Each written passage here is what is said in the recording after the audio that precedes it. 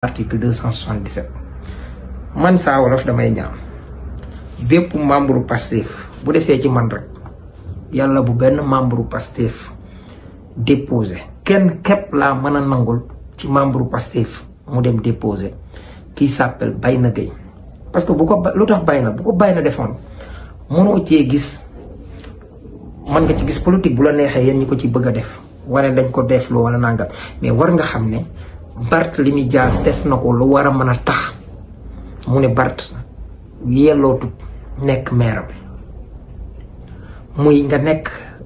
ak gone goo xam ne depuis ngay nekk ci maire ba mu lay jàppale nga xëy neexu Macky Sall tax nga livré ko police ay gan seetsi ko nga génne ne ñooñu dañoo bëgg a ñëw taal dëkk bi def sa conférence de presse wala def sa point de presse chargé leen taqal leen ay mbokkam ñëw ñaan la faale woo leen ana élégance foofu kon Bayna Gueye man tey bu ngañ dem ba demoon déposer loolu sañ na ko même man mii di wotee fii école Rebeuss sañ naa ko mais damaa jàpp ne su la yàlla fayulee maanaam matut ngay fay man moo tax ànduma ci mais maintenant Bayna laa jàpp ci kenn seul koo xam ne bu ko defoon tey man du ma ne ko lu tax parce que Bart def na ko lu tax te loi it bu boobaa su ko defee dem ci préfet bind ministre de collectivité territoriale kooku signalé ko gouvernement bu boobaa président Diomaye il est obligé parce que moo ne woon se jure de remplir fidèlement la charge du président de la République du Sénégal faire observer comme de faire observer scrupuleusement yaa ko waatoon te ëllëg yow la ko yàlla di laaj te loolu nag doo fi nekk naan su ma ko defee élégant dañ naan élégant wu ma wala nangam la loolu sa yoon nekk ci la loi c'est la loi bu fekkoon ne sa doom président Diomaye moo def wala moo nekk situation yi lii nga war a def parce que da nga war a appliquer constitution fas yi dañuy taxaw loolu mooy li nga xam ne moom laa bëggoon a wax ci kaaw Barthélémy Dias dafa il a joué moo perte li nga xam ne li wolof di wax naan ku war ren ba déwén mu jig la dañ la koo giiñ dafa feeñ ci diggante Barthélémy Dias ak Ousmane Sonko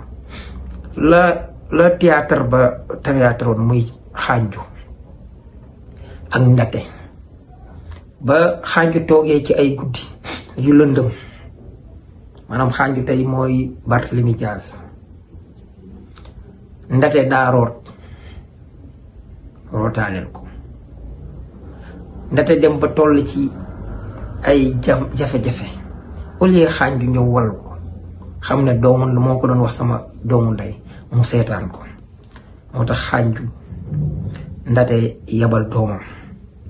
ne ko soo demee nanga ko woo ñetti yoon mu ñëw ne ko yaa xànju mu ne ko noppay dégg mu ne ko yaa xànju xanaa neew mu la noppay dégg mu ne ko yaa xànju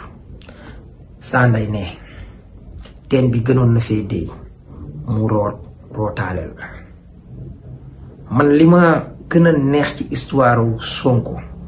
mooy suñu proverbe yi nga xam ne moom la nit waroon a dégg gën a am jom gën a am jàmbaarte te ñu demoon ba bëgg ko changer ak ay proverbe yoo xam ne daf ñu dab du sax lu wolof njaay wax benn waaye jékki-jékki rek añ ba regg di ko wax wala ñu wax dara li tax ñu jublu ci li jublu ko nga déformé ko bu ndox mu mag bi naan ndox mu tàng suukar saa tax non suukar saa tax lan mooy suukar si est-ce que suukar soo xam ne danga koy naan léegi jabet mu faat la wala dangay kii lu metti ëllëg yàlla récompensé la àjjana loolu lañ war a déggee suukar si maanaam lépp looy def da nga war a xool ndax dana la jural texe ëllëg ndax man baa nuuran bi du jaa sa yan ba ku jaay sa alaaxira jënde ko àjjana danga ko réccu kon destination finale mooy ñun dañuy dee